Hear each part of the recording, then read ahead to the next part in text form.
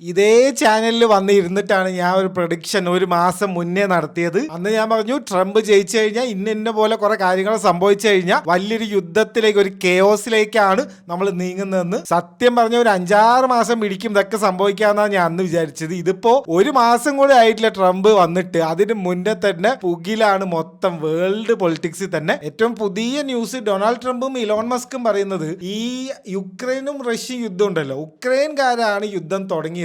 ഉക്രൈൻകാർ എത്രയും പെട്ടെന്ന് ഈ യുദ്ധം നിർത്തി പോകണമെന്നാ പറയുന്നത്. ട്രംപ് പറയുന്നത് റഷ്യ ഉക്രൈൻ യുദ്ധം അവസാനിപ്പിക്കാൻ ഒരു എളുപ്പ വഴിയുണ്ട്. റഷ്യ ഓൾറെഡി പിടിച്ചെടുത്ത സ്ഥലം ഉണ്ടല്ലോ, അത് റഷ്യക്ക് തന്നെ കൊടുക്കുക. കുറച്ചുകൂടെ സ്ഥലം ഇപ്പുറത്ത് കൂടെ കിടക്കുന്നുണ്ട്, എന്തായാലും ഇതുവരെ കൊടുത്തില്ല, ഇനി അതുകൂടെ റഷ്യക്ക് കൊടുക്കുക. പിന്നെ ഉക്രൈനെ നാറ്റോയിലേക്ക് കയറ്റില്ല, അതിപ്പോ എത്ര തന്നെ എന്തൊക്കെ പ്രശ്നം ഉണ്ടായാലും നാറ്റോയിൽ കയറ്റില്ല എന്നുള്ളൊരു കാര്യം കൂടെ പറഞ്ഞു. ഇത്രയും ചെയ്തു കഴിഞ്ഞാൽ ഈസി ആയിട്ട് യുദ്ധം അവസാനിപ്പിക്കും. എടോ ആശാനെ, റഷ്യക്കാരല്ലടോ ഉക്രൈനിലേക്ക് യുദ്ധം കൊണ്ട് വന്നത്, പിന്നെ എന്തിനാണ് ഉക്രൈൻകാര് അവർക്ക് സ്ഥലം കൊടുക്കുന്നത്? അമേരിക്കയിൽ 9/11 നടന്നപ്പോഴേ കുറച്ച് ന്യൂയോർക്കിലെ സ്ഥലം എടുത്തിട്ട് ബില്ലാദിന്റെ പേരിൽ എഴുതി വെച്ചാലോ എന്ന് ചോദിച്ച പോലെ ഉണ്ട്. ഇത് എന്തൊക്കെയാ അവര് പറയുന്നത്? ഇപ്പോഴത്തെ പ്രസന്റ് കണ്ടീഷൻ വെച്ചിട്ട് അമേരിക്കയും കാനഡയും മെക്സിക്കോയും തമ്മിൽ അടിച്ചു പിരിഞ്ഞിട്ടുണ്ട്. അമേരിക്കയും യൂറോപ്യൻ യൂണിയനുമായിട്ട് അടിച്ചു പിരിഞ്ഞിട്ടുണ്ട്. അമേരിക്ക ₹1 ഉക്രൈനിൽ കൊടുക്കില്ല എന്ന് പറഞ്ഞു. മിക്കവാറും ഈ പോക്കാണെങ്കിൽ ഈ നേറ്റോയിൽ നിന്നും അമേരിക്ക പിൻവാങ്ങാനുള്ള ചാൻസും കാണുന്നുണ്ട്. അങ്ങനെ അമേരിക്കയും യൂറോപ്യൻ യൂണിയനായിട്ട് ഒരു വലിയൊരു അടി നടന്നു കഴിഞ്ഞാൽ അത് ആരിനെ ബാധിക്കും? ഈ അമേരിക്കന്റെ സപ്പോർട്ട് എന്ന് പറഞ്ഞാൽ അമേരിക്കന്റെ കുറെ ആൾക്കാരുണ്ടല്ലോ, അവരിനൊക്കെ ബാധിക്കും. ആദ്യം പണി കിട്ടാൻ പോകുന്നത് തായ്വാനിലാണ്.